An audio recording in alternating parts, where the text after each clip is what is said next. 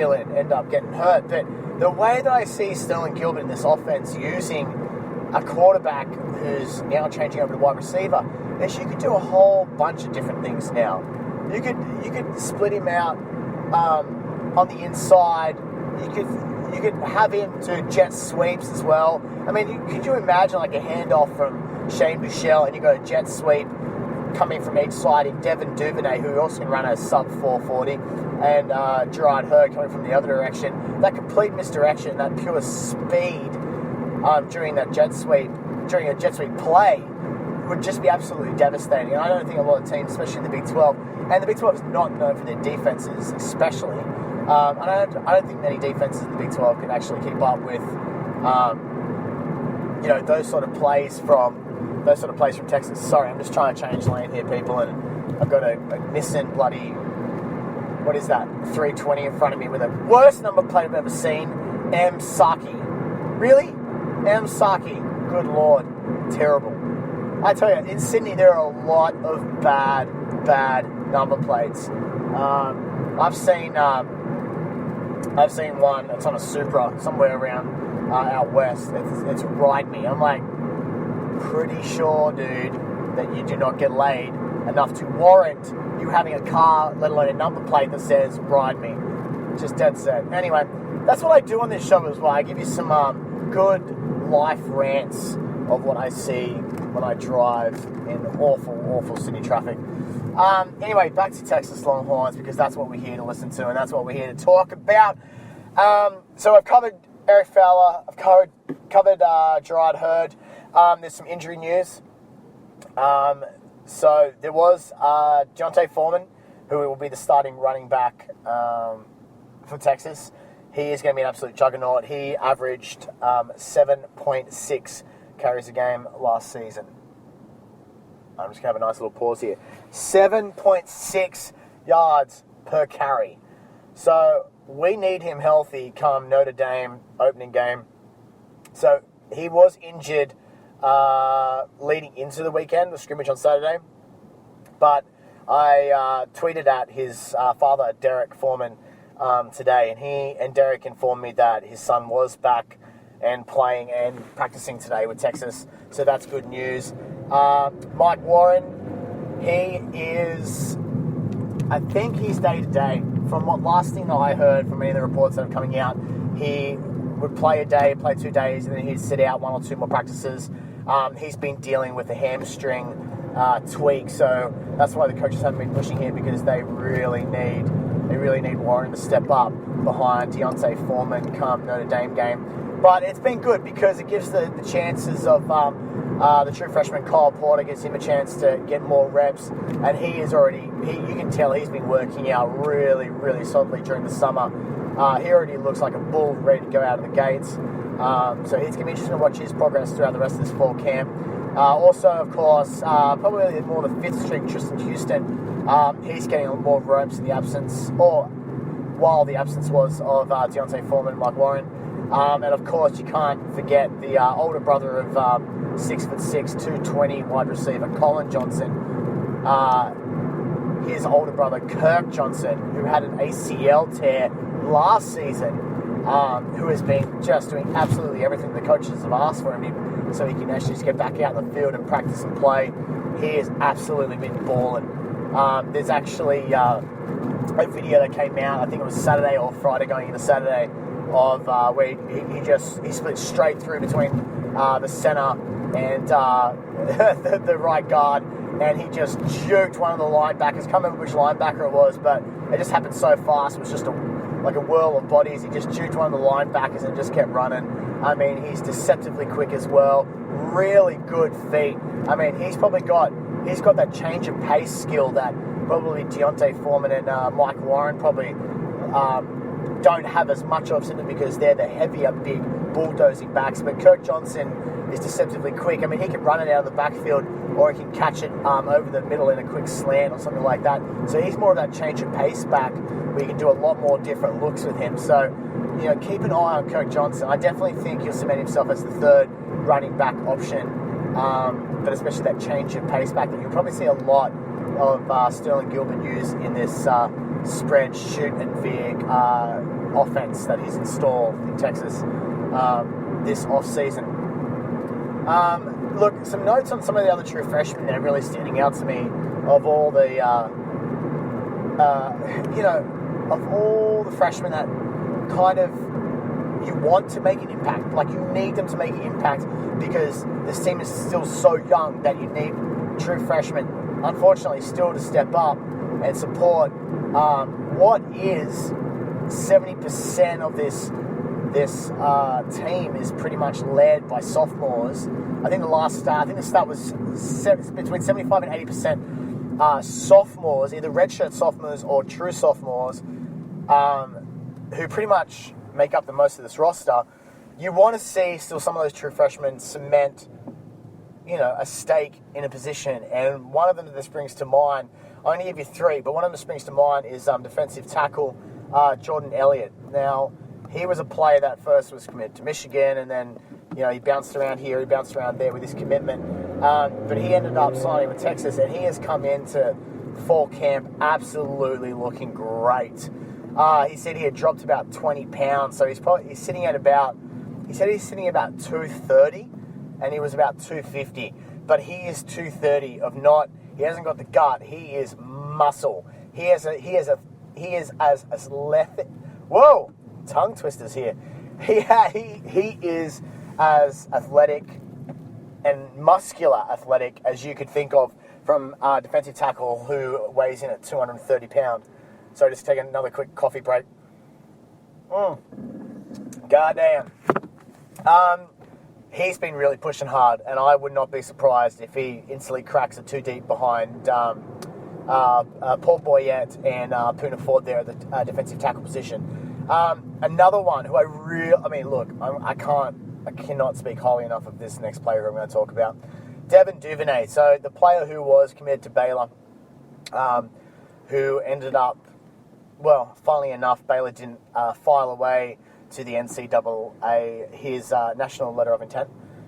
So he was actually, weirdly enough, free to go wherever he wanted, and he and his brother Donovan Duvernay both came to Texas.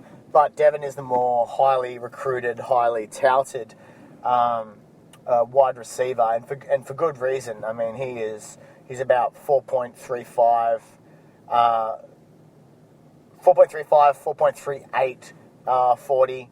He is lightning fast, great hands, good vision.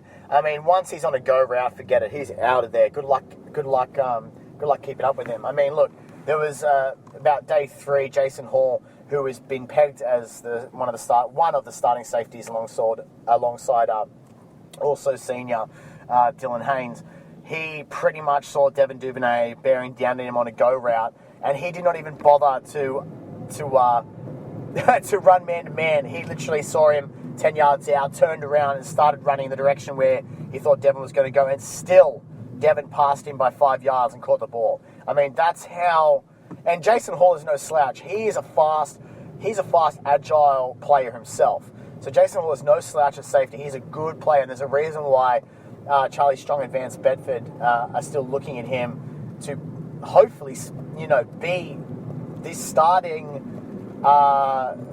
strong safety for them in the secondary, because, I mean, he's a senior, he's been there before, he's definitely paid his dues, and, we'd love to see Jason Hall really succeed this year. But the fact that Devin Duvernay, he just saw him come down, was like, right, I'm going to turn around, I'm just going to bolt here, because if I don't start now, I'm not going to be able to keep up. And still Devin Duvernay just blasted past him. So, I mean, that's just kind of the talent and the quickness that the athletes of this Texas team this year that Charlie Strong has recruited. The third one. Now, this one is tough for me because I had a couple. I had little Jordan Humphrey. I really wanted to talk about him because he is a monster at 6'4". He's about 225, 6'4". And he was at South Lake Carroll. Really, really good, strong football program there. I mean, he was a running back at South Lake Carroll, but he's been turned into a wide receiver here at Texas.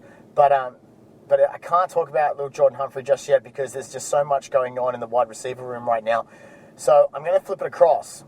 And someone who deserves all the praise in the world is Brandon Jones. Now, Brandon Jones, if you don't know, he was out of Nacogdoches in Texas. He was in 2016 recruiting class for Charlie Strong, the number 1 ranked safety in the country.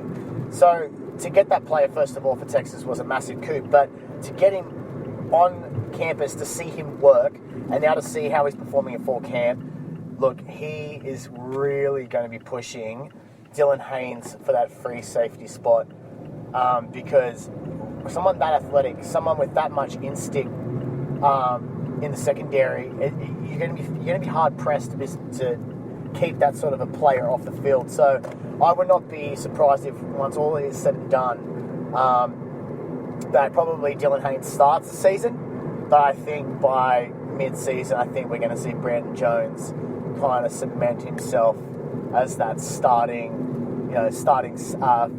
free safety position, because I just think he's too good, he's too talented, he's too fast, and he's got great instincts, and he's just too good to keep off the field. So, I mean, look, that's my top 3, everyone. If you want to look up their film, just YouTube it. They've got lots of different huddle film on YouTube, but they're just really, really good players. And I can just see the talent that's forming on Texas. And there hasn't been this sort of optimism on the 40 acres since Colt McCoy's final season in 2009, that heartbreaking season. But since that season, there has just been so much controversy, so much unrest, and just so many questions and so many positions, both on the field and obviously behind the scenes in both coaching staff, president, athletic director. There's just been so much going on the 40 acres that I think Texas got lost. For the last about 6-7 years, Texas has just been lost in obscurity, and people are waiting for Texas to get back to the top. People want Oklahoma and Texas to be on top. They are household college football brands, just the same as your Michigan, Ohio State, Penn State, the Big Ten, your USCs, your UCLAs of the Pac-12, and of course like your Alabama, LSUs, and for me, the third one out of all them would probably be probably out of Florida or Tennessee for me, as one of those household names of the SEC. And I just think Texas is on the right path. They've got the players. It's young talent. I'm going to tell you this. It's young talent. But my gosh, is it exciting talent. They've got, this recruiting class alone, everyone, 2016, they brought in 9 players, all on either the D-line or the O-line, over 300 pound. And we're not talking slouch 300 pound. We're talking muscular, athletic 300 pound. The only one who has fallen behind a little bit, what I've heard, is defensive lineman Chris Daniels. That's it. But even he has been said recently that he's getting back on track. So, look, there's a lot of meat coming in. They've got quick, fast athletes coming in. I don't see why Texas can't have a turnaround season this year. There's no way they're going 5-7 again. Absolutely no way. If they go 5-7 again, Charlie Strong is gone. I'd put all my money that I have, which is not a lot, but I would put all my money that I have on Charlie Strong gone, and I would probably 90% say with certainty that Tom Herman, who is at Houston right now, would take that Texas job. But look, I can't even think about that right now, because I believe in Charlie Strong and this coaching staff, and I truly believe he's going to get turned around. And my prediction is 9-3 for the Texas Longhorns this year. And on a podcast in the next couple of weeks, I will actually break down what I think of each game and how it will affect the Texas Longhorns season and the outlook for the entire season. So, look, that's going to be about it for me today, guys. Thanks for listening to me, and sorry about my swearing. I'm driving in Sydney traffic. For those of you who live in Sydney and drive in Sydney traffic every single day to work or after work or both, you know what I'm talking about. So, I hope this was entertaining, informative. Have an awesome Monday night, and I'll be talking to you all again soon with some